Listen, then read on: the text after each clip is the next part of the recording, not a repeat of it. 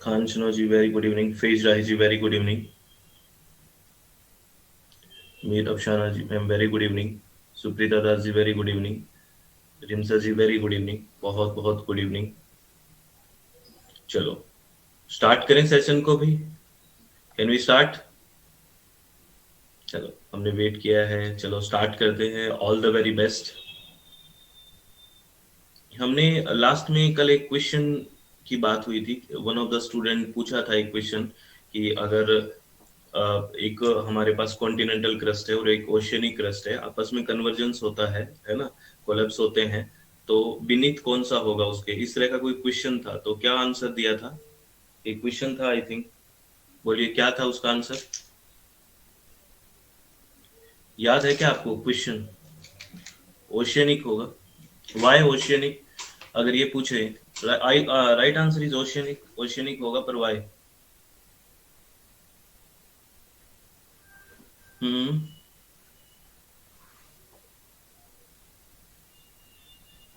नहीं, वो जो अपन ने सीरीज में याद करना है सैम जी. अच्छा, राइट, वेरी नाइस. क्योंकि उसका जो डेंसिटी है वो ज्यादा रहता है ओशियनिक का, और डेंसिटी की वजह से, जैसे मैंने इसको यहाँ पे लिख दिया है, थोड़ा सा ध्यान रखना. देखो, ये अपना आंसर है, या फिर इस नोट को देखना. When an oceanic plate converges with a continental plate, the oceanic crust will always subduct under the continental crust. This is because oceanic crust is naturally denser. Okay, important information, please ध्यान रखना. अगर हम बात करें, oceanic crust is denser then continental crust. Oceanic crust has the average density of 3 ग्राम पर centimetre cube, और अगर continental crust की बात करें, एवरेज डेंसिटी 2.7 ग्राम पर सेंटीमीटर क्यूब. और ऐसा क्यों है? बताइए थिकर कौन सा है, which one is thicker? Oceanic continental, sorry crust या continental crust, which one is thicker? है ना, कॉन्टिनेंटल थिकर है, बट डेंसिटी ओशियनिक का ज्यादा है. बिकॉज देखिए, despite greater thickness, the continental crust is less dense than the oceanic crust, because it is made of both light and dense rock types. Okay, the oceanic crust is composed mostly of dense rock such as basalt. ठीक है, इस वजह से oceanic crust होता है वो मोर dense होता है, बिकॉज ऑफ डेंसिटी. अगर oceanic plate converges with continental plate, the oceanic crust will always subduct under the continental crust. It's a very important information. Okay, ठीक है. आपको कंसेप्ट अच्छा था, क्लियर था, वेरी नाइस. अब आपको मैं ये कुछ बेसिकली साइज लिमिट्स दिखा रहा हूँ. It's very important. यहाँ से नेट में कई बार क्वेश्चन पूछा गया है, बहुत सारे कॉम्पिटिटिव एग्जाम्स में क्वेश्चन पूछा जाता है. हाँ, you can say, you can. देखिए, ये basically USDA, United state department of agriculture ने साइज लिमिट दिया है. ठीक है, और it's very important. Name, sand, silt, clay, इनका साइज पूछा जाता है आपसे. डायामीटर रेंज दिया हुआ है इन मिलीमीटर. अगर सैंड का बात करें तो 2 से 0.05 डायामीटर है इसका, और ये वेरी वेरी इंपॉर्टेंट है, कई बार आपसे क्वेश्चन पूछा गया है. सैंड का कितना है? 2 से 0.05, या यूं कह सकते हैं 0.5 से 2, है ना, एक ही बात है. और अगर सिल्ट की बात करें तो 0.05 से 0.002 ये साइज है. ठीक है, और क्ले का बात करें, less than 0.002. It's very important, ये साइज आपको याद रखना है. ठीक है, याद रखेंगे? मुजम्मिल जी वेरी गुड इवनिंग. याद रखोगे ये size limit of USDA soil separates, United states department of agriculture. ये नेम ऑफ सेपरेट्स है, डायमीटर दिया हुआ है. It's a very important. और बाद में इसका थोड़ा सब डिवीजन भी किया गया है. अगर आपको थोड़ा और डिटेल में पूछता है तो very coarse sand, coarse sand, medium sand, fine sand, very fine sand, इनका भी आपको डायमीटर दिया हुआ है. बेसिकली यहाँ से जो मैं आपको 3 ऊपर बताया है, सैंड, सिल्ट और क्ले, इनका साइज आपसे पूछा जाता है. तो और सिल्ट का बहुत बार पूछा गया है, तो एक बार बोलिए सिल्ट का क्या डायमीटर रेंज है, सिल्ट का अमर फौजी वेरी गुड इवनिंग, सिल्ट का कितना है बताइए, अपने हाथ से लिखिए तो याद रहेगा, सिल्ट का कितना है, 0.05 से 0.002, या फिर ऐसे लिख सकते हैं 0.002 टू 0.05, ठीक है, तो इट्स वेरी इंपॉर्टेंट, ठीक है।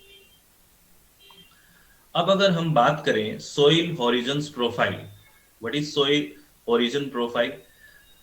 It refer A series of distinct horizontal layers with varying chemical compositions and physical characteristics। अगर हम soil layer की बात करें, upper layer, फिर हम depth में थोड़ा जाते हैं, तो basically chemical composition and physical characteristics है वो vary करेगी, तो according to that हमने different horizons या layers की horizontal layers की बात की है, different horizon की बात की है। The layered structure of soil result from the action of living organisms and climatic influence of region। कोई भी रीजन है, कोई भी एरिया है, उसमें क्या क्लाइमेटिक कंडीशन है और वहां पे किस तरह के लिविंग ऑर्गेनिजम्स हैं, उनके एक्शंस की वजह से देयर इज लेयर्ड स्ट्रक्चर होगा सोइल का, ठीक है, अलग अलग की कौन सी लेयर में कौन से कंपोनेंट्स बेसिकली ज्यादा है। और एक टर्म और पढ़ते हैं सोइल में, अभी मैं आपको सोइल होरिजन प्रोफाइल दिखाऊंगा, मींस होरिजन्स बोलूंगा कि कौन कौन से होरिजन है upper two lower. First of ये नोट ध्यान रखना, what is the mean of leaching, you know ना लीचिंग क्या होता है? Leaching a process by which inorganic nutrients are transported from horizon A to B and by flowing water। जब basically leaching क्या है, नीचे रिस के आना, रिसाव होता है ना, नीचे आना। A process by inorganic nutrients are transported from horizon A to B by flowing water, this is called leaching।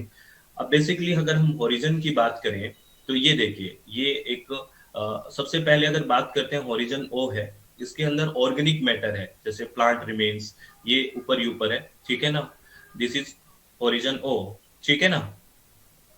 और फिर उसके बाद है horizon A, that will be top soil, horizon A is a top soil rich in inorganic nutrients and humus, dark in colour. जो horizon ए होगा, जो top soil, वो inorganic nutrients काफी ज्यादा होंगे, ह्यूमस होगा, डार्क होगा कलर में। After that, horizon B, that will be subsoil, light in color due to organic matter, यहाँ पे बहुत ज्यादा ऑर्गेनिक मैटर नहीं होगा।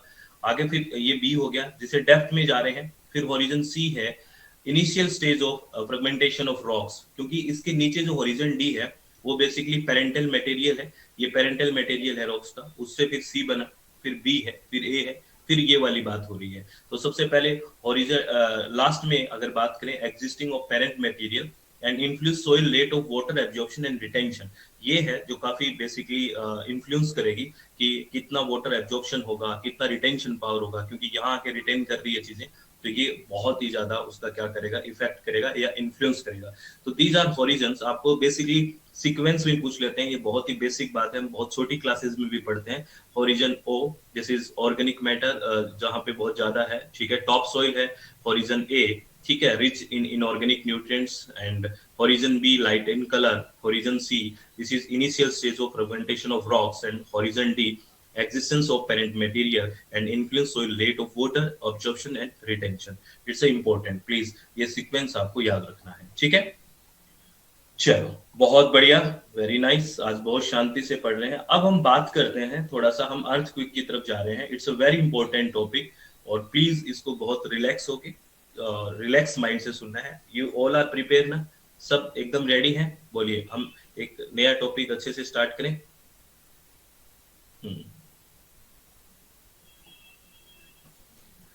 वो कहीं कहीं हो सकता है सिचुएशन में, सर ये ओरिजिन की बात जो कर रहे हैं, चलो, क्योंकि अलग अलग डिपेंड करती है वहाँ कहाँ की प्रॉपर्टी है क्या, फिर इसको बहुत जगह अलग अलग डिवाइड किया हुआ है। एक ये हमने जो डिवीजन देखा है या ओरिजिन देखा है, ये बेसिक जो बेसिकली हम देखते हैं वो है।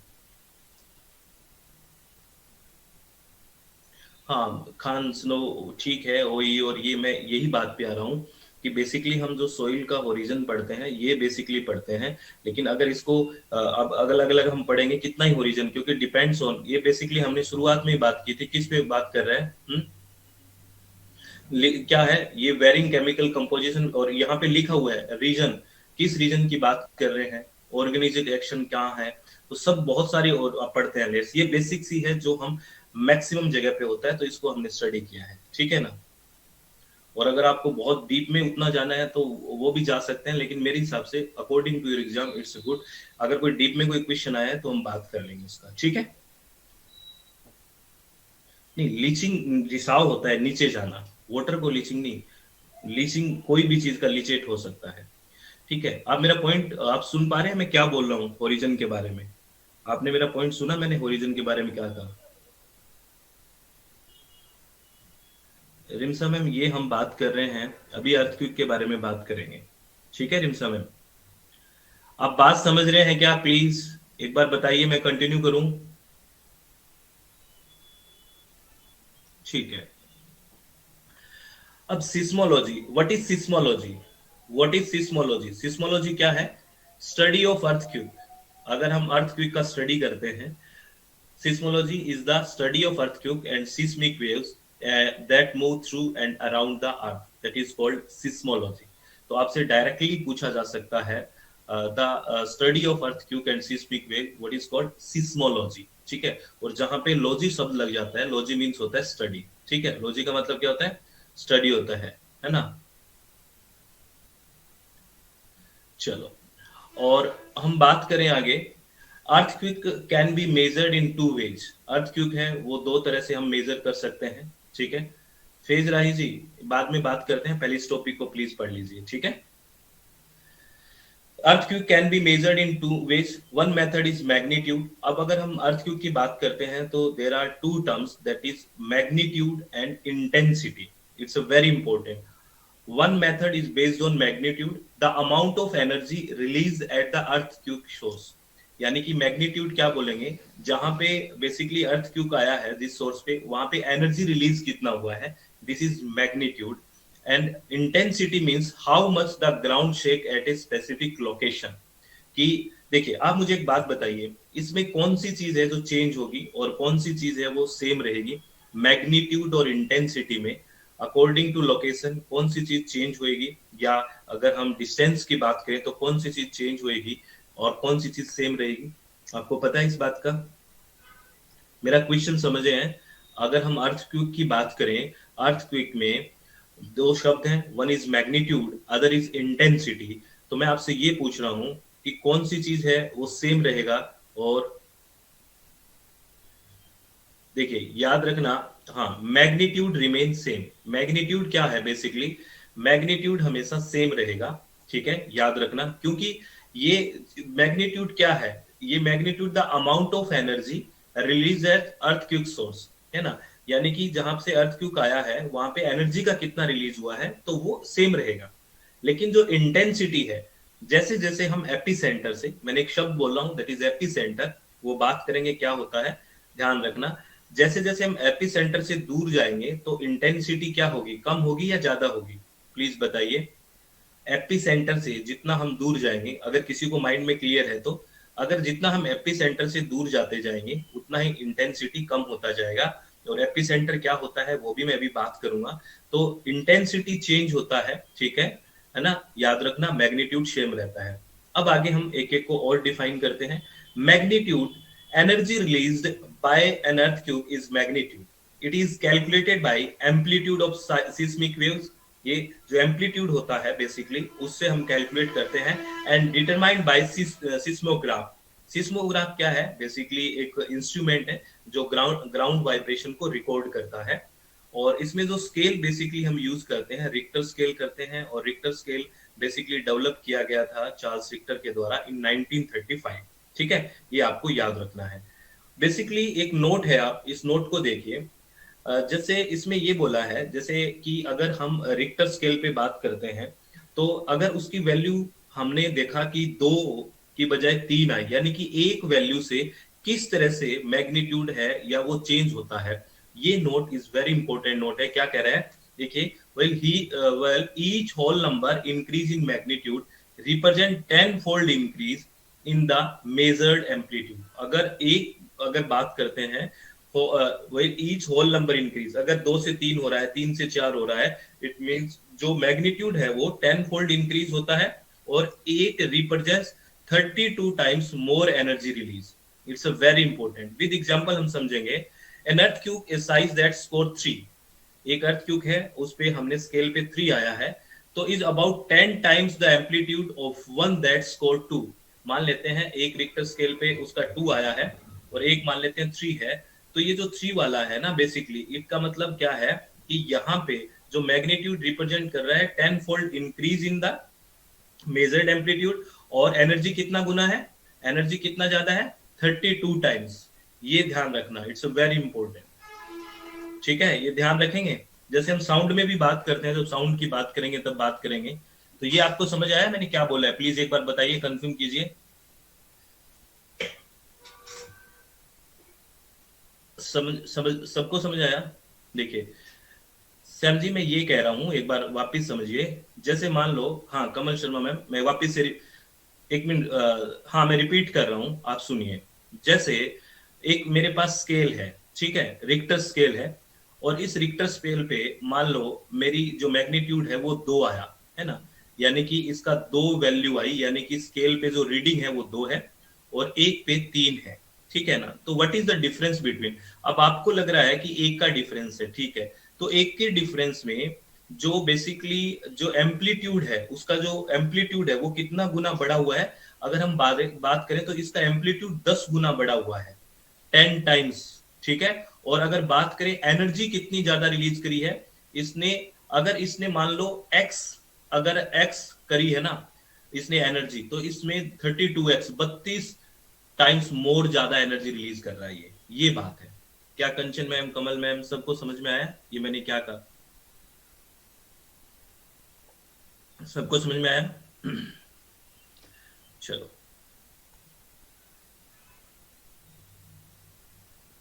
एहसान बिन अहमद जी क्या कह रहे हो?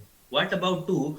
बेसिकली अगर हम दो स्केल को कंपेयर कर रहे हैं, ठीक है, तो ये कह रहा है अगर एक स्केल से दूसरे पे जाते हो, अगर वहां पे होल नंबर एक ज्यादा बढ़ रहा है, इट मींस वो उससे 10 टाइम्स जो ज्यादा उसमें एम्पलीट्यूड होगा और एनर्जी 32 टाइम्स ज्यादा होगी, जितना इससे होगी उससे एक एक पे ऐसे बढ़ता जाएगा। ठीक है, समझ में आई बात? ये एक कंपैरिजन है कि स्केल में इतना आता है तो इतना होगा, इतना होगा तो इतना होगा। एहसान बिन अहमद जी समझे बात?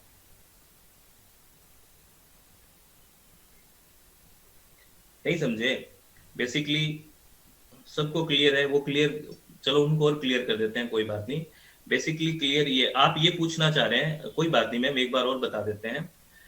बेसिकली देखो क्या है, ये कोई स्केल है हमारे पास, रिक्टर स्केल है ना, और ये स्केल पे हम वैल्यू ले रहे हैं, है ना। हाँ, नंबर इंक्रीज, जैसे मान लो इस स्केल पे हमारे पास 2 की वैल्यू आ रही है, इस पे 3 की वैल्यू आ रही है ना। एक कोई अर्थ क्यूब आया, उस पे मैग्नीट्यूड की वैल्यू 3 है, और एक अर्थ क्यूब है उस पे मैग्नीट्यूड की वैल्यू 2 है। इट मींस क्या है, जो इस और इसका हम कंपेयर करेंगे ना, तो इट मींस इसका जो एम्पलीट्यूड है उससे ज्यादा ये 10 टाइम्स ज्यादा होगा, 10 गुना ज्यादा एम्पलीट्यूड होगा। एक तो बात ये है। दूसरा है कि जितनी यहां से एनर्जी रिलीज हो रही है उससे 32 टाइम्स ज्यादा होगी, यानी कि एक होल नंबर से 10 टाइम्स तो एम्पलीट्यूड इंक्रीज होगा और 32 टाइम्स एनर्जी रिलीज होगा, ये बोला गया है। अब तो सीधे सीधे शब्दों में समझ गया? ठीक है। हम्म। चलो, अब हम दो टर्म्स के बारे में बात करते हैं। One is focus and second is AP centre. जो मैंने अभी आपको एपी सेंटर का बोला था, एक बार यहाँ पे राजस्थान एडमिनिस्ट्रेटिव सर्विसेज का मेंस का एग्जाम हुआ, मेंस के एग्जाम में एक बार ये पूछा गया what is the AP centre. ठीक है, तो हम बात करते हैं, सबसे पहले हम बात करते हैं फोकस के बारे में। फोकस, फोकस क्या होता है? Focus the point of origin typically tens to hundreds of miles underground. Basically वो पॉइंट जहां से, एक तरह से यूं मान लीजिए, जहां पे ओरिजिन है अर्थक्वेक का, ठीक है, तो that point will be focus, कि यहाँ से ओरिजिन है, यहाँ से आ रहा है, तो ये क्या है, एक फोकस है। इसको हाइपो सेंटर भी बोलते हैं फोकस को, ये ध्यान रखना। जैसे यहाँ से अर्थक्वेक आ रहा है अंडरग्राउंड, ठीक है, इस डेप्थ से आ रहा है, तो दिस विल बी फोकस या फिर हाइपो सेंटर। और ये एनर्जी है बेसिकली, आपको पता है वेव्स निकलेगी, ठीक है। और सबसे पहले जो इसके 90 डिग्री पे होगा, यहाँ पे एकदम एग्जैक्ट 90 डिग्री पे जो पॉइंट होगा, दैट विल बी एपिसेंटर, जो सबसे पहले जहां पे टकराएगी, क्योंकि आपको पता है ये डिस्टेंस इसके लिए सबसे कम रहेगी इनसे, क्योंकि ये शॉर्टेस्ट डिस्टेंस है 90 डिग्री पे। तो जहां सबसे पहले the point on the surface directly above the focus is called epicentre, ठीक है। परपेंडिकुलर होगा बिल्कुल एकदम 90 डिग्री पे होगा, दैट विल बी एपिसेंटर, ठीक है, ठीक है। हाँ, दिस पॉइंट इज फोकस। और ये नोट है, मैग्नीट्यूड क्या है, magnitude is measured of earthquake size and remain unchanged with distance. हमने बात किया ना कि मैग्नीट्यूड तो क्या है, सोर्स से एनर्जी कितना रिलीज हो रही है वो है, तो ये तो डिस्टेंस पे कोई भी किसी भी तरह से चेंज नहीं किया करेगा। तो magnitude is a measure of earthquake size and remain unchanged with distance. Intensity, however, describe the degree of shaking caused by earthquake at a given place and decrease with distance from the earthquake epicenter. Means जितना इस epicenter से आप distance पे जाओगे उतना ही intensity जो है वो कम होता जाएगा, ठीक है। तो maximum intensity कहाँ पे होगा, अगर आपसे कोई पूछे where will be the maximum intensity, maximum intensity कहाँ होगा, मैक्सिमम इंटेंसिटी एपिसेंटर, इंटेंसिटी ये तो सोर्स है ना, यहां तो आया है जो बच्चा फोकस लिख रहा है, एपिसेंटर पे सबसे ज्यादा फील किया जाएगा मैक्सिमम, ठीक है। और जितना इससे हम दूर चले जाएंगे, जितना हमसे दूर जाएंगे इससे, तो वहां से हमें उतना ही कम होता जाएगा, ठीक है ना। चलो, अब इसके लिए बेसिकली हम बात करें आगे, रिक्टर स्केल की भी बात करें अभी मैग्नीट्यूड की, फिर इंटेंसिटी के लिए हम बेसिकली मर्केली जो है मॉडिफाइड मर्केली स्केल होता है इंटेंसिटी के लिए। आपसे कई बार डायरेक्टली भी पूछ लेते हैं कि किसी भी अर्थक्वेक का इंटेंसिटी मेजर करने के लिए कौन सा बेसिकली स्केल यूज करते हैं। कई सारे स्केल हैं, ये कुछ फेमस स्केल हैं इसलिए इनका नाम है। तो बेसिकली हम यूज करते हैं मॉडिफाइड मर्केली स्केल इंटेंसिटी के लिए।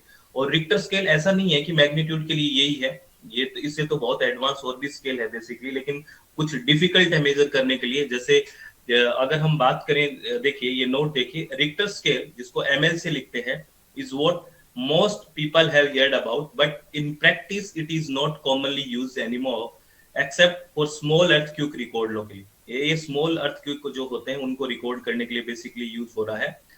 For which Richter scale and short period surface wave magnitude are the only magnitude that can be measured। अगर हमें अदर earthquake मेजर करना है, for all other earthquake the moment magnitude जिसको MW से लिखते हैं is more accurate measure of the earthquake size, ठीक है। तो मोमेंट मैग्नीट्यूड स्केल भी है, बट ये बेसिकली थोड़ा सा डिफिकल्ट होता है ना, इसलिए हम इसका नाम थोड़ा कम सुनते हैं, लेकिन ये भी यूज होता है। और इंटेंसिटी के लिए कौन सा स्केल यूज होता है, basically modified Mercalli scale for intensity. तो ये याद रखना है, ये डेवलप किया गया इन 1902। तो ये आपसे डायरेक्ट भी पूछा जाता है। तो आप एक बार बताइए, which scale is used for the measure the intensity, एक बार हाथ से लिखिए, याद रहेगा। डिफरेंट बताइए मैग्नीट्यूड और इंटेंसिटी के लिए। मर्केली फॉर इंटेंसिटी, एमएम जिसको बोलते हैं मॉडिफाइड मर्केली।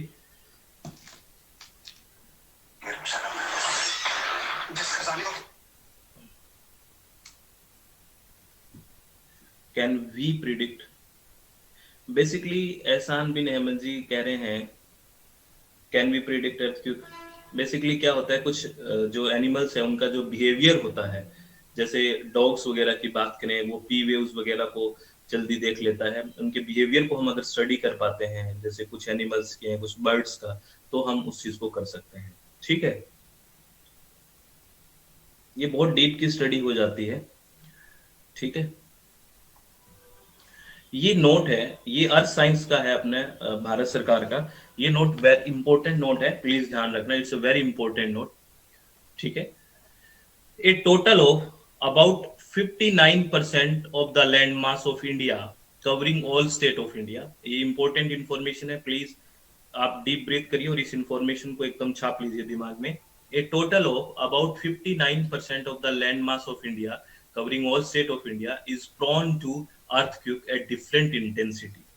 भारत का लगभग 59% लैंड मास है वो अर्थक्वेक के लिए प्रोन है, डिफरेंट डिफरेंट इंटेंसिटी थे। और ये क्वेश्चन आपसे कई बार पूछा जाता है, as per the seismic zoning map the country the total area is classified into 4 seismic zone. आपसे डायरेक्ट पूछा जा सकता है कि जो इंडिया है, ये भारत है, इसमें जो अपने कंट्री का जो सिस्मिक जोन डिवाइड किया गया वो कितने जोन्स में डिवाइड किया गया? 4 जोन्स में। याद रखना कितने जोन्स में? 4 जोन्स में। कौन सा? Zone 2 that will be low risk, zone 3 moderate risk, zone 4 high risk and zone 5 very high risk. यानी कि zone 2, zone 3, zone 4 and zone 5, these are 4 zones. ठीक है। जोन 2 में जो रखे गए हैं एरिया वो है लो रिस्क एरिया, जोन 3 में रखे गए हैं वो मॉडरेट रिस्क है, जोन 4 में है वो हाई रिस्क है, और जोन 5 में है वो वेरी हाई रिस्क है। तो अब आपको एक होमवर्क दे रहा हूं, आपको ये बताना है, यही मेरा होमवर्क था एहसान कादिर जी, कि जे एंड के कौन सा जोन में है। ये देखो मैंने होमवर्क यही आपके लिए, जे एंड के कौन से जोन में है आप मुझे कल बताओगे, है ना? ठीक है। नहीं, इसमें इंडिया को 4 जोन में है, zone 2, zone 3, Shagun Gupta ma'am, zone 2, zone 3, zone कितने ही हो लेकिन हमें जो रखा गया है वो 4 जोन में रखा गया है, zone 2, zone 3, zone 4 and zone 5। ठीक है। चलो, और अब इसमें मैं आपको एक परसेंटेज का रेशो और बता देता हूं। Zone 5 is seismically the most active region, zone 2 is the least. अगर इसमें सबसे ज्यादा रिस्क वाला है, ऊपर भी लिखा हुआ है वेरी हाई रिस्क, यानी कि ये मोस्ट एक्टिव रीजन है, जोन 2 है, लिस्ट है। Approximately 11% of area of country falls in zone 5। अगर भारत का बात करें, 11%, लगभग 11% किस में है? जोन 5 में है।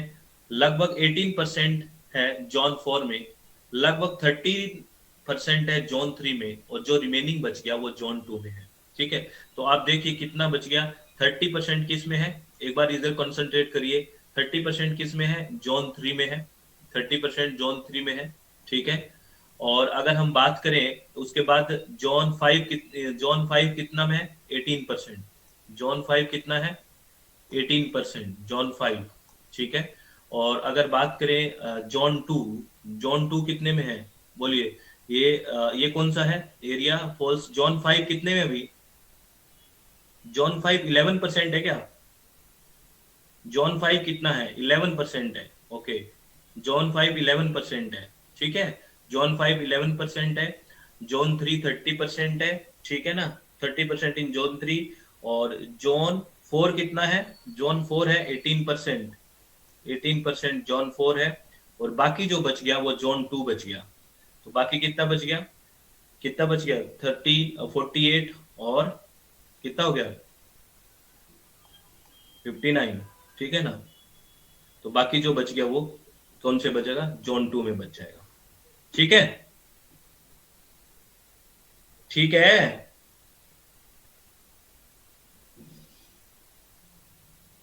ठीक है। अब ये थोड़ा सा आपको याद रखना है, ये डायरेक्टली पूछा जा सकता है, अलग अलग रिसर्च पेपर्स में कहीं कहीं इनको क्लासिफाई किया गया है। तो अर्थक्वेक का क्लासिफिकेशन की बात करें तो अगर मैग्नीट्यूड अप टू 4.9 है रिक्टर स्केल पे, रिक्टर स्केल पे वैल्यू अगर अप टू 4.9 आती है तो हम कहेंगे that will B slight earthquake. अगर हम बात करें मैग्नीट्यूड वैल्यू 5 से 6.9 है तो कहेंगे मॉडरेट है।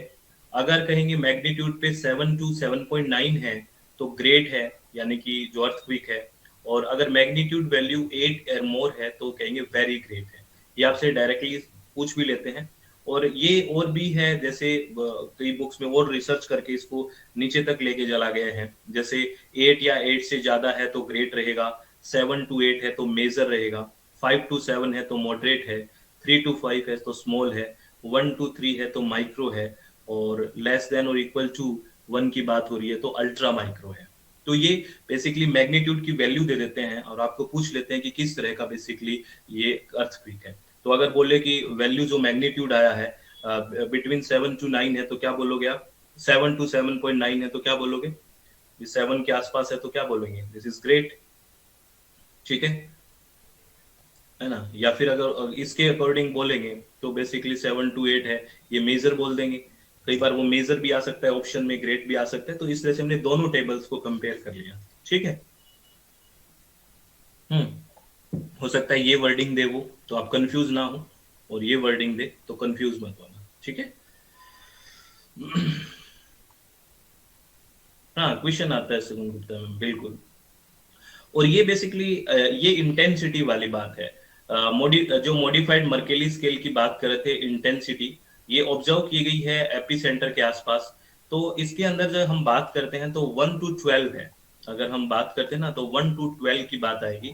तो अगर उसमें अगर मर्केली स्केल की इंटेंसिटी की बात करते हैं, 1 है तो किसी भी तरह का फील नहीं किया जाएगा। ठीक है ना। जैसे जैसे आप 1 से ऊपर चले जाओगे, 2 आया तो वीक है, 3 आया तो भी लगभग वीक है, फिर स्लाइट है, फिर मॉडरेट है, और 6 में स्ट्रॉन्ग है, और जैसे आप बढ़ते हो 7 में वेरी स्ट्रॉन्ग है, और 8 में सीवियर कंडीशन है, 9 में पूरा वायलेंट है, फिर एक्सट्रीम है, 11 पे फिर एक्सट्रीम, और 12th में एक्सट्रीम। भाई इसमें तो बहुत ज्यादा लॉस हो जाएगा। तो ये बेसिकली आगे इसका एक्सप्लेनेशन लिखा हुआ है कि कितनी इंटेंसिटी का आता है तो क्या होगा। इतना आपको पूरा ऐसे नहीं कि फ्रेमिंग करनी है, रटना नहीं है। दिस इज एक आइडिया है कि भाई अगर इस इंटेंसिटी का है, कई बार इसमें स्टेटमेंट्स का क्वेश्चन बन जाता है कि इतना है तो आप किस में रखोगे स्टेटमेंट, तो आपको एक आइडिया रहेगा। अच्छा, अगर स्केल में वैल्यूज बढ़ रही है तो बेसिकली वो बहुत खतरनाक होता हुआ जा रहा है। तो देखिए 12th में पढ़िए, डैमेज टोटल, है ना, wave seen on ground surface, lines of sight and level disordered object thrown upward into the air. इतना खतरनाक होगा कि ऑब्जेक्ट उछलेंगे जिन घरों पे बनाने के लिए।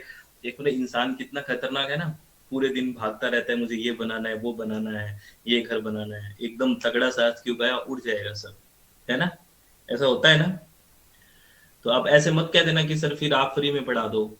ऐसे भी कह दोगे कि सर आप नहीं है तो फिर मेरे को घर भी तो चलाना है, घर भी तो चलाना है ना। नहीं चलाना, घर पे रिस्पॉन्सिबिलिटीज है वो भी तो निभानी होती है।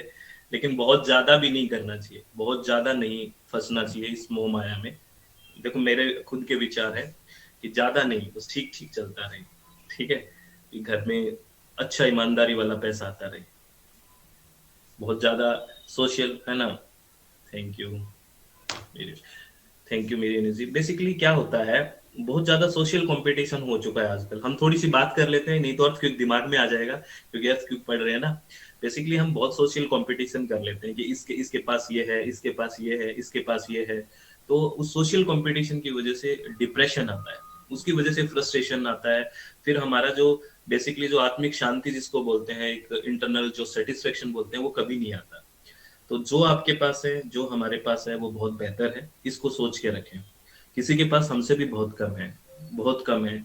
कुछ लोग बेचारे, बहुत आपने देखा होगा, अगर आपको बहुत अपने आप पे प्राउड घमंड हो जाए ना, घमंड शब्द यूज करूंगा, तो आप कभी हॉस्पिटल्स में जाना। जैसे मैं कई बार क्या करता हूँ, जब मुझे लगता है, कई बार ऐसा लगता है ना कि मेरे पास मैंने ये कर दिया वो कर दिया, कई बार आपको फील होता है, तो हॉस्पिटल में जाना, इतने लोग बीमार पड़े हैं, इलाज करवाने के लिए नहीं है ना। बहुत सारी चीजें ऐसे देखी है मैंने। तो 1 मिनट में बैठा बैठा आदमी चला जाता है। तो डिप्रेशन नहीं लेना, और इससे ये भी नहीं करना कि भी हाँ एरोगेंसी टाइप नहीं होना चाहिए, और इससे में ये भी नहीं होना चाहिए कि मैं कुछ ना करूं। ऐसा भी नहीं होना चाहिए, करना चाहिए, लेकिन बिल्कुल आराम से, बिल्कुल रिलैक्स होके, without any social competition. Healthy competition खुद से करो कि मुझे बेहतर करना है। ठीक है। हम्म। सर आप ज्यादा ज्ञान मत दो हमें, हमें बहुत पूर्ण ज्ञान है हमें। नहीं, मेरा भी मन कर जाता है, मैं थोड़ा फिलोसफी को ज्यादा, मेरे को सबसे पसंदीदा सब्जेक्ट है। फिलोसफी मुझे बहुत अच्छा लगता है, पढ़ता हूँ तो अच्छा लगता है रियल में। आपको पता है मेरे को डिफरेंट डिफरेंट सब्जेक्ट्स पढ़ना बहुत अच्छा लगता है। मैंने सिविल सर्विसेज आईएएस के अंदर पॉलिटी पढ़ाया था, पॉलिटिकल साइंस, मुझे बहुत अच्छा लगता, पॉलिटी बहुत अच्छा लगता था। ऐसे डिफरेंट डिफरेंट सब्जेक्ट्स पढ़ता रहता हूँ मैं, इसलिए। चलो कोई नहीं, आगे बात करते हैं, आप लोगों से सब मिलेंगे तब बातें होंगी। अब वेव्स की बात करते हैं। ठीक है, the two main types of seismic waves, अगर हम जो देखो, है ना, थैंक्स अ लॉट। अगर हम देखो, आप ये बताइए, जो एनर्जी रिलीज हो रही है वो वेव्स के थ्रू ही तो आएगी। जैसे हमने अर्थ क्विक है, वो हमारे को, है ना, अर्थक्वेक आएगा तो एनर्जी तो है ना, तभी तो हम एनर्जी तो ब्रस्ट करती है, तो एनर्जी किसके मीडियम क्या है, एनर्जी का वेव्स है, एक बार एक मैसेज है ना। सेम जी कह रहे हैं सर आपका फर्स्ट लेक्चर देखा यूट्यूब पे, देखते ही लगता है you are different, thanks a lot, बहुत बहुत धन्यवाद। देखो मैं एक 30 सेकंड और लूंगा, थोड़ा इमोशनल हो गया हूँ आज, ऐसे ही हो जाता हूँ। मैंने बहुत स्ट्रगल किया है, बहुत बेरोजगारी सहन की है। आप तो ठीक ठाक उससे होंगे, मैं तो बहुत ज्यादा, मतलब आप समझ ही नहीं सकते उतना, मतलब बहुत परेशान रहा हूं मैं, मतलब बहुत बेरोजगारी, परेशान तो नहीं कह सकते, धक्के बहुत खाए हैं। तो मैंने यही सीखा है जीवन से कि आप काम करते रहिए, बहुत ज्यादा किसी से एक्सपेक्टेशन मत करिए, खुद से ईमानदार रखिए अपने आप को, काम करते रहिए, ऊपर जिस पे भी आप विश्वास करते हो एक नेचुरल पावर पे, वो आपका बहुत अच्छे से सुनेगा, और वो सब कुछ देखता है, जिसको आप मानते हो वो सब कुछ देखता है, ठीक है, वो एक दिन आपके लिए सब ठीक करेगा, बस मैं ये मानता हूँ, ठीक है, बस यही बात है, कभी गलत मत करो। चलो, है ना, चलो। अब हम बात करते हैं, मेरा एक वीडियो है, आप यूट्यूब पे सुनना, ठीक है, यूट्यूब पे एक वीडियो है मेरा, मेरा एक यूट्यूब पे वीडियो है, मैंने आपको पता है क्या, एक बार 2004 की बात है या 2005 की, मैंने सुसाइड करने का भी सोचा था, समझे आप, 2005 में, इतना वो फर्स्ट वीडियो का सफर था मेरा, पहला 2005, उसके बाद मैंने ये सोचा कि नहीं, 2005 में आप देखना, मैं इतना फ्रस्ट्रेट हो गया था। तो फ्रस्ट्रेशन हर एक के जीवन में आता है, उसके बाद मैंने हाथ जोड़ लिए कि मैं ईमानदारी से सब कुछ करता रहूंगा, तो ऐसे सबको चलना है, बहुत ज्यादा एक्सपेक्टेशन खुद से मत रखो, दूसरे से मत रखो, काम करते रहो। चलो, हम्म, थैंक यू। चलो अब हम टॉपिक पे आते हैं फटाफट, आइए, है ना, चलो, चलो। The two main type of seismic waves, दो तरह की सिस्मिक वेव्स है, जो एनर्जी आएगी वो थ्रू वेव जाएगी, थ्रू वेव जाएगी। तो there are two types of waves, अगर ब्रॉडली बात करें, that will be body waves and surface waves. तो ये डायग्राम आपको दिख रहा होगा, जो इंटीरियर में होगी, है ना, इनर लेयर में होगी, अर्थ के इनर लेयर में जो होगी, अंदर जो चलेगी, दैट विल बी, है ना, ये कौन सी होगी, बॉडी वेव्स, ये कौन सी होगी, बॉडी वेव्स होगी। जो अर्थ के इनर लेयर में रहेगी वो बॉडी वेव्स होगी, और जो आपको दिख रहा है यहाँ पे, जो अर्थ सरफेस पे आएगी, ये क्या है, ये बेसिकली कौन सी होगी, ये सरफेस वेव्स होंगी, ठीक है, ये याद रखना है, ठीक है। जैसे पानी में लहरें तैरती है ना, लाइक रिपल ऑन वाटर, है ना, वैसे ये सरफेस पे ऐसे होती है। और जैसे एहसान बिन अहमद जी ने लिखा है, surface waves are more damaging, हाँ surely, surface waves are more damaging, क्योंकि ये सरफेस पे आता है और सरफेस पे सब कुछ तबाह कर देता है, ऐसा क्वेश्चन भी हम बात करेंगे। तो अगर ब्रॉडली हम बात करें तो इसमें भी waves are two types, body waves and surface waves, ठीक है। बॉडी वेव्स कहाँ होगी, बोलिए, बॉडी वेव्स किसको बोलेंगे, एक बार प्लीज बताइए,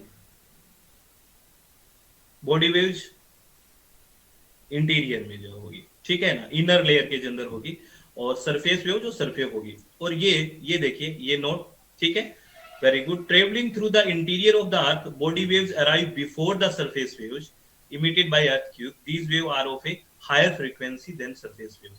देखिए जो ट्रेवलिंग करती है इंटीरियर, ठीक है ना, वो बेसिकली सरफेस वेव से पहले ही आ जाती है, क्योंकि इनका जो फ्रीक्वेंसी होती है सरफेस वेव से ज्यादा होती है। जैसे हम बात करेंगे पी वेव, पी वेव को क्यों बोलते हैं, पी वेव और प्राइमरी वेव, वो डायरेक्टली पहले ऊपर आ जाती है। तो अभी पी वेव कैसा है बताइए, देखिए अभी मैं आपको थोड़ा डिफाइन कर देता हूँ। हम बात करते हैं पी वेव के बारे में, एस वेव के बारे में और सरफेस वेव के बारे में, ठीक है, थोड़ा ध्यान से सुनना, इट्स अ वेरी इंपॉर्टेंट। मैं जितना इंफॉर्मेशन दूं, है ना, उतना ही आपको करना है, ठीक है। मेरा वॉइस ठीक है क्या, मुजमिल लॉन जी कह रहे हैं कि मेरा वॉइस में थोड़ा कट है, एक बार कंफर्म कर दीजिए, वॉइस ओके है, डन है, सही है, एक बार थम अप कर दीजिए, वॉइस ठीक है, ठीक है, चलो, thank you, thanks a lot. Okay, तो पी वेव्स की बात करते हैं, सबसे पहले पी वेव्स की बात करें तो the first kind of body wave in is the P wave, याद रखना, जो फर्स्ट काइंड ऑफ जो बॉडी वेव है वो कौन सा है, पी वेव। पी वेव, उसको हम प्राइमरी वेव भी बोलते हैं। This is the fastest kind of seismic wave and consequently the first to arrive the seismic station. तो आपसे अगर इस तरह का क्वेश्चन पूछे कि सिस्मिक स्टेशन पे सबसे फर्स्टली कौन सा वेव पहुंचता है, तो आप कौन सा बोलोगे, P waves. The P wave है ना, P wave can move through solid rocks and fluid. P wave हर एक किसी से चल सकता है, सॉलिड हो लिक्विड हो, कहीं से भी निकल जाता है पी वेव, ये भी आपको याद रखना है। अगर आपसे पूछे कि पी वेव किस किस से ट्रेवल कर सकता है, तो थ्रू सॉलिड लिक्विड सबसे कर सकता है, तो लाइक वाटर और लिक्विड लेयर ऑफ द अर्थ, ठीक है ना। और दे आर लॉन्गिट्यूडिनल वेव, और याद रखना पी वेव आर लॉन्गिट्यूडिनल और ट्रांसवर्स, ये बहुत इंपॉर्टेंट है। P waves are longitudinal waves or transverse? Longitudinal. It's a very important. What is the difference between longitudinal and transverse waves? Anybody know? What is the difference between? In the same direction. Very good एहसान कादिर जी। Longitudinal मतलब same direction में चलेगा, particles भी, जैसे मैं आपको बता रहा हूं, एक बार देखिए, देखिए दिस इज लॉन्गिट्यूडिनल, ये लॉन्गिट्यूडिनल है, यहाँ पे डायरेक्शन ऑफ वेव्स और पार्टिकल्स का मूवमेंट ये सेम डायरेक्शन में है, this is longitudinal, this is P wave, ठीक है। और यहां पे देखिए ये ट्रांसवर्स वेव है, transverse, it's very important, transverse में this is the direction of wave, लेकिन ये पार्टिकल मूवमेंट ऊपर नीचे हो रहा है, पार्टिकल मूवमेंट ऊपर नीचे हो रहा है, यानी कि यहाँ पे पार्टिकल है वो परपेंडिकुलर रहेंगे, पार्टिकुलर का जो पार्टिकल है उनका सेम डायरेक्शन नहीं रहेगा ट्रांसवर्स में, याद रखना। और याद कैसे रखना है, अगर आपको लंबा चलना है, ऐसे याद रखने का ट्रिक, जैसे शगुन गुप्ता मैम कह रहे थे कोई ट्रिक बताओ, ट्रिक, इसकी ट्रिक बता देता हूँ।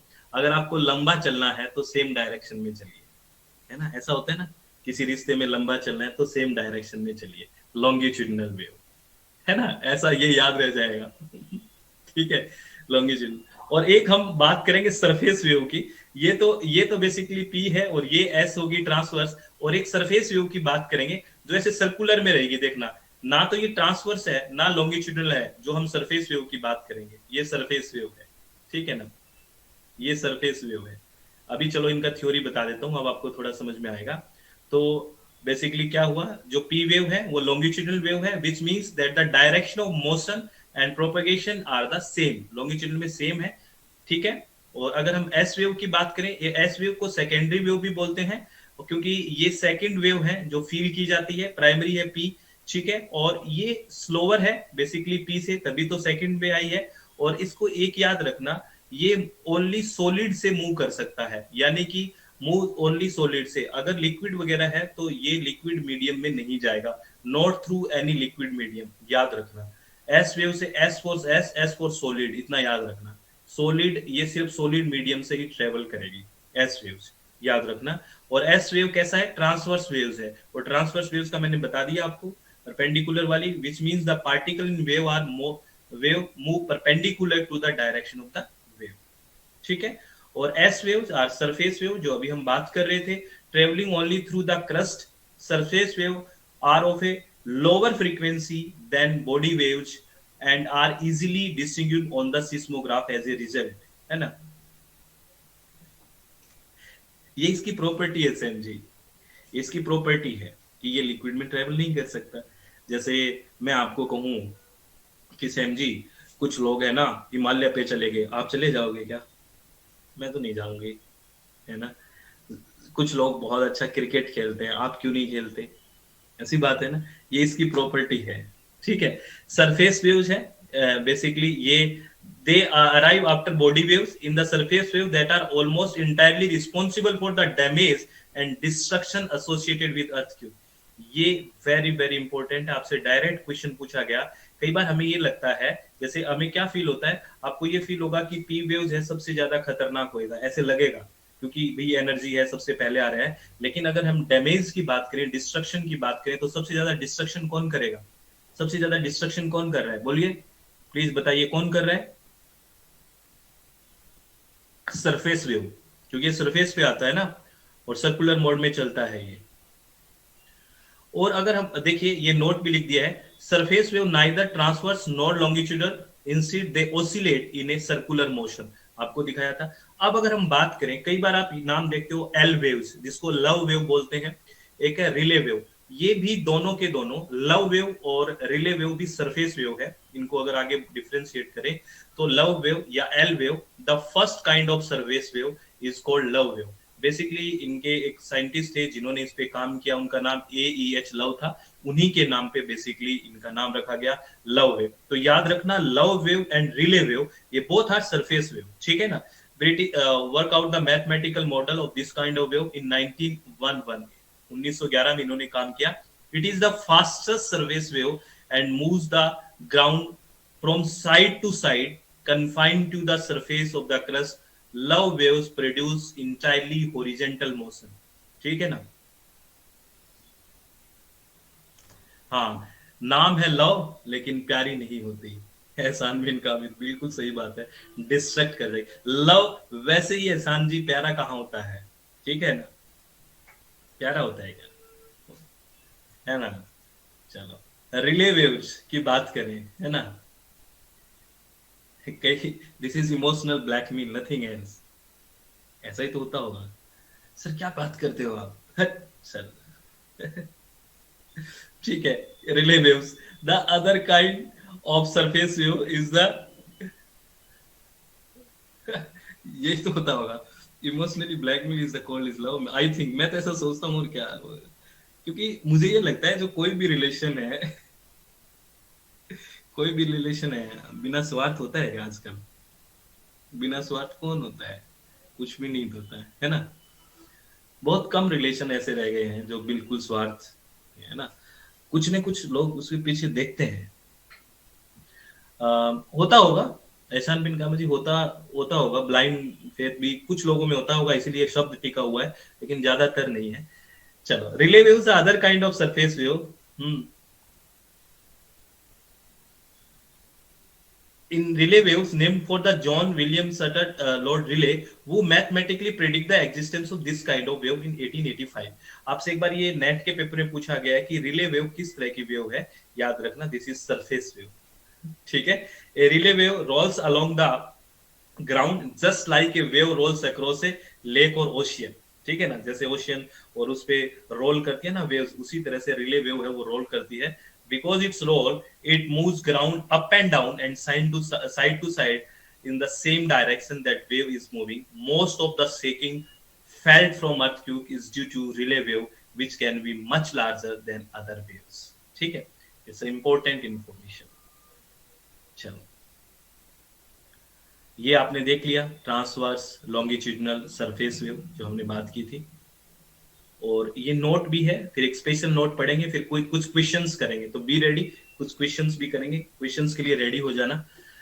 Note, seismic waves travel fast on the order of kilometre पर सेकंड, है ना। स्पीड शगुन गुप्ता में स्पीड ज्यादा है लव वेव्स की, याद रखना। ये जो एल वेव्स है ना, बेसिकली इसका स्पीड ज्यादा है, ठीक है। और ये बेसिकली लव वेव भी ज्यादा खतरनाक है, ये भी मैं बता दूं आपको।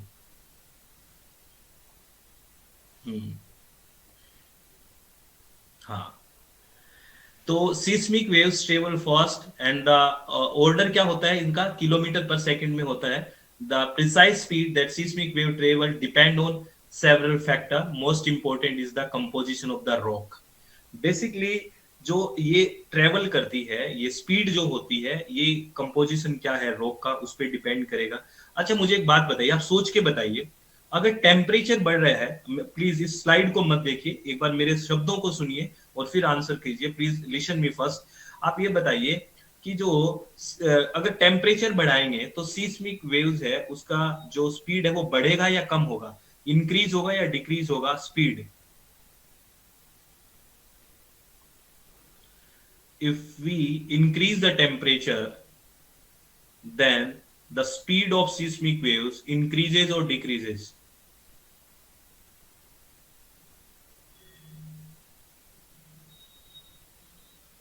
याद रखना, मुझे पता था, आई नो कि बहुत सारे स्टूडेंट इंक्रीजेस बोलेंगे।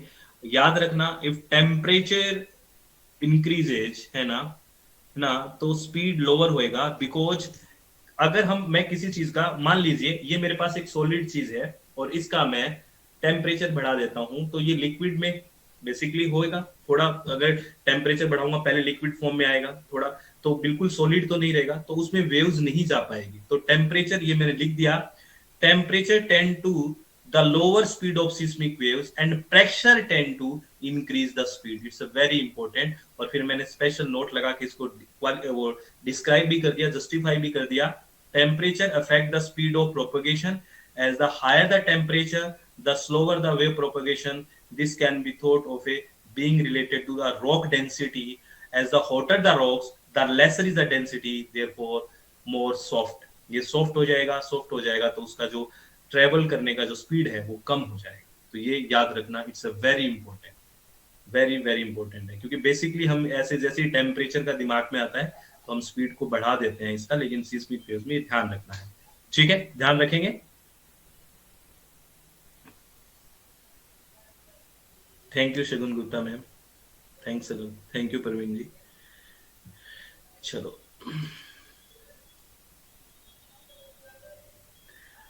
शगुन गुप्ता मैम टाइम बढ़ाऊंगा मैं एक बार, है ना, थोड़े टाइम में बढ़ा दूंगा मैम. अभी बहुत बर्डन है ऑफिशियली काम का, थोड़े टाइम में बढ़ा देंगे. Thank you Ishan ji, thank you. हम थोड़ा थोड़ा धीरे धीरे लेक्चर को बढ़ा देंगे. एक बार मौसम थोड़ा चेंज, सारी चीजें चेंज होएगी, सब कर दूंगा मैं. बहुत आपके लिए सब मैं रेडी रहूंगा, आप टेंशन मत लो.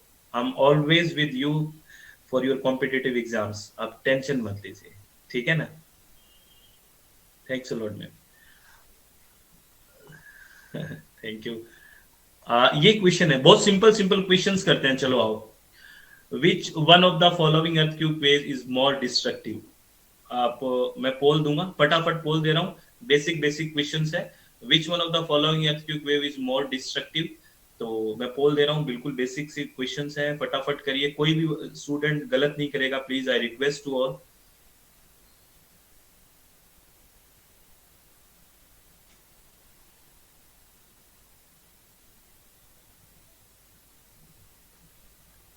ओ, थोड़ा मुझे पता था. आई नो कि कुछ स्टूडेंट एल करेंगे, है ना, और कुछ स्टूडेंट ने एल किया भी. जब हमने सरफेस ले लिया तो सरफेस में तो सब आ गया ना. Why you are choosing L. Surface views तो ब्रॉड टर्म हो गया ना, तो why you are not choosing surface.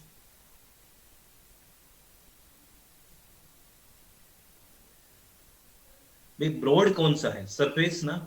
Surface में तो सब है, एल वेव्स भी हैं, हमने बात किया था ना, लव वेव इसमें, रिले भी है, सब कुछ है. तो अगर हमें ब्रॉडली पूछे तो हमें एस सरफेस वेव ही करना है. ठीक है.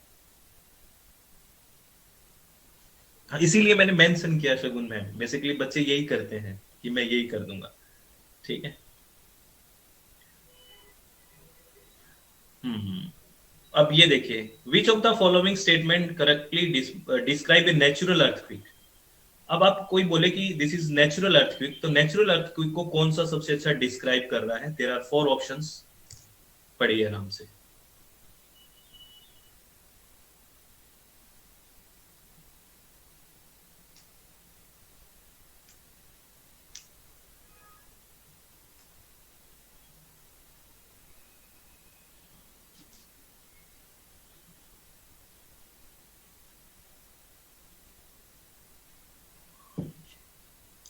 चलो मैं पोल दे रहा हूं. All the very best.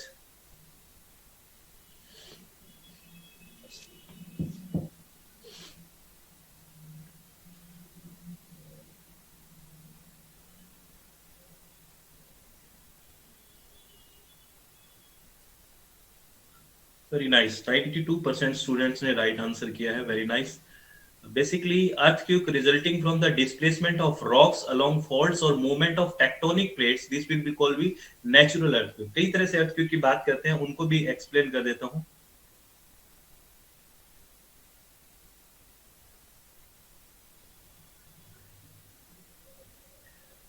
एक मिनट मैम, इस क्वेश्चन को सोल्व करें, फिर मैं आपके क्वेश्चंस का जवाब देता हूँ. पहले इस क्वेश्चन को क्लियर कर लें. ठीक है.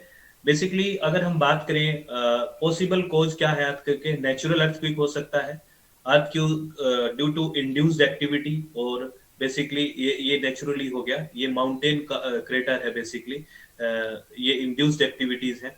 देखिए नेचुरल अर्थक्वेक कैसे होगा, जो टेक्टोनिक प्लेट्स की वजह से होगा तो नेचुरल अर्थक्वेक है. और वोल्केनिक होगा तो एक माउंटेन और हिल हैविंग ए कार्टर, जो गड्ढा बन जाता है बेसिकली, तो ये एक इंड्यूस्ड है बेसिकली, है ना. ये थोड़ा सा याद रखना है, कई बार वहां पे लगता है कि ये नेचुरल होगा, है ना, वोल्केनिक.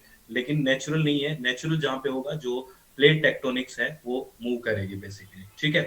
अब देखिए, एक बात, ये डेली डेली का एक क्वेश्चन है। कुछ बच्चे अभी जैसे अनु मैम ने लिखा है, सर हमारा कंप्लीट होगा सारे टॉपिक्स अगर जेकेपीएससी की बात करें तो। हाँ ठीक है, एक ये क्वेश्चन है।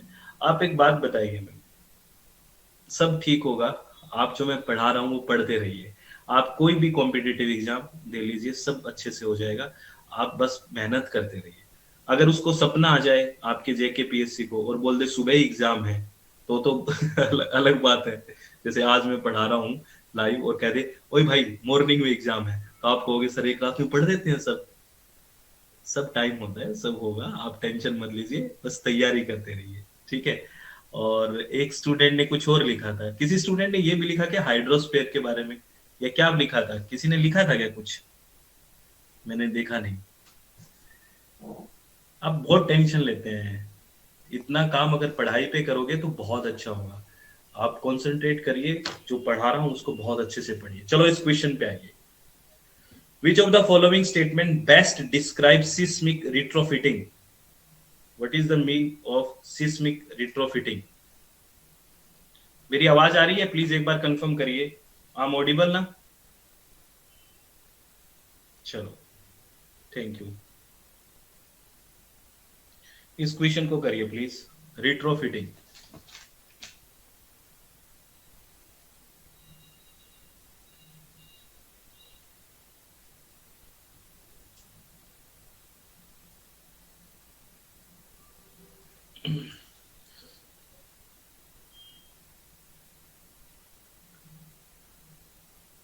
ओके, मैं पोल दे रहा हूं। All the very best.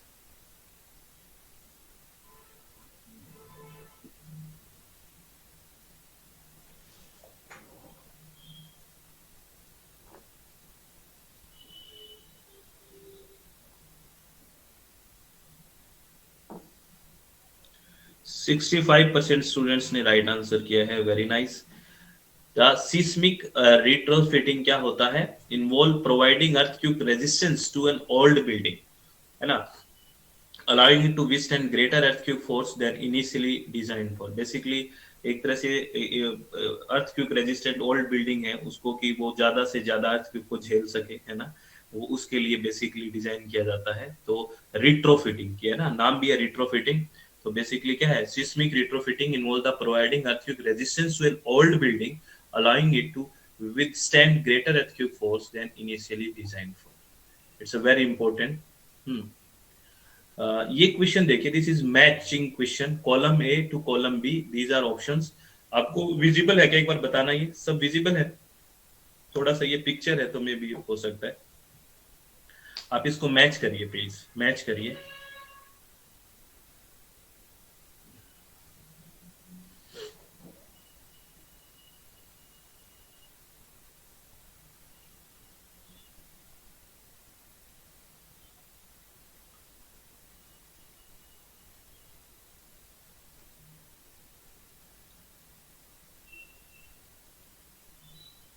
Okay, मैं पोल दे रहा हूं। All the very best.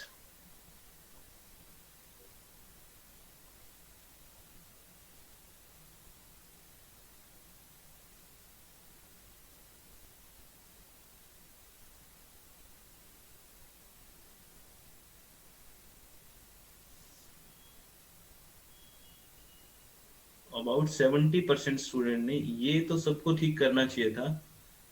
This is first is the right answer. Focus कौन सा है? अभी बात किया ना हमने, जैसे ये अर्थ सरफेस है, जिस पॉइंट पे आएगा वो फोकस होगा, जिस पॉइंट पे शुरू होएगा, तो सबसे पहले वर्टिकली जो 90 डिग्री पे होगा वो एपी सेंटर होगा।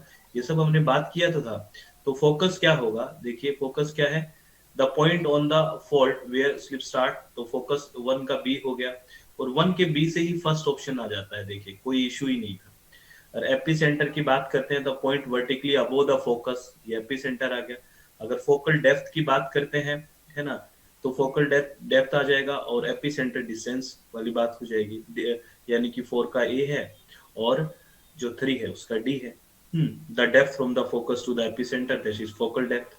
तो ये इंपॉर्टेंट है, प्लीज ध्यान रखना। ये तो इजी क्वेश्चन था, फिर भी गलत कैसे हुआ?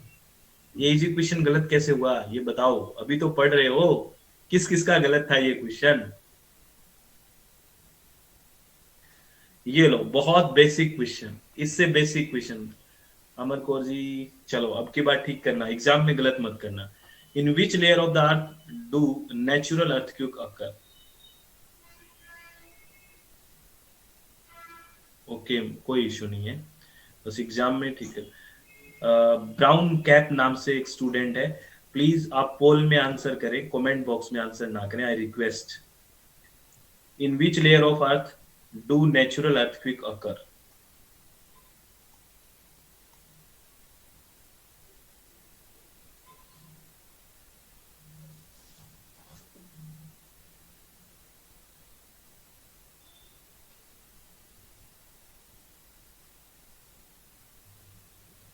ये तो मैंने ऐसे ही पूछ लिया, ओनली 50% स्टूडेंट्स आइडिया लगा पाए।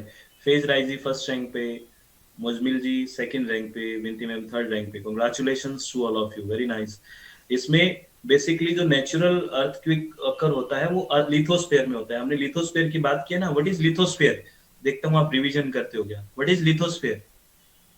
लिथोस्फेयर क्या है?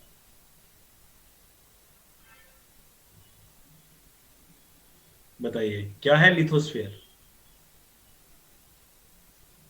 Crust and upper part of mental, है ना? Crust plus upper part of mental, ठीक है। तो ये लिथोस्फेयर भी नेचुरल होता है ना? प्लीज ध्यान रखें, है ना? चलो ये क्वेश्चन देखिए।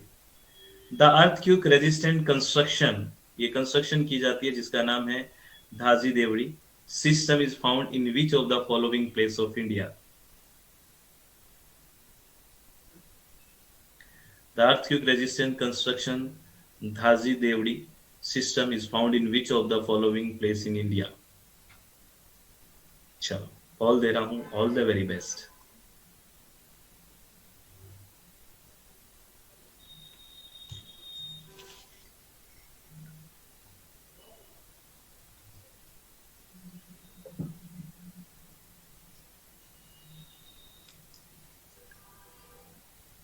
ओनली 35% स्टूडेंट्स ने राइट आंसर किया है। जे एंड के स्टूडेंट्स भी बैठे हैं बहुत सारे ना, उन स्टूडेंट्स को ही नहीं पता। ये आपके इधर जे एंड के में है ना, अर्थक्वेक रेजिस्टेंट कंस्ट्रक्शन, है ना, धाजी देवड़ी सिस्टम।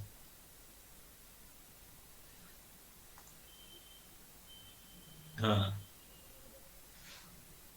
ये एक कंस्ट्रक्शन है, मैं आपको दिखाता हूँ। ऐसा कंस्ट्रक्शन होता है जो अर्थक्वेक से बचा जाए basically. The structure are prominent to Jammu and Kashmir, है ना, with example found in Shimla and nearby areas of Himachal Pradesh, India. Similar to architectural styles exist in country like Portugal and Eastern European nation, है ना। ये आपको अलग अलग different name से भी जानते हैं वहां पे, तो याद रखना ये, ठीक है। चलो वेरी नाइस। तो thank you, thanks a lot. Be calm, अपने चित्त को शांत रखें, खुश रहें, इसी तरह से पढ़ाई करते रहें।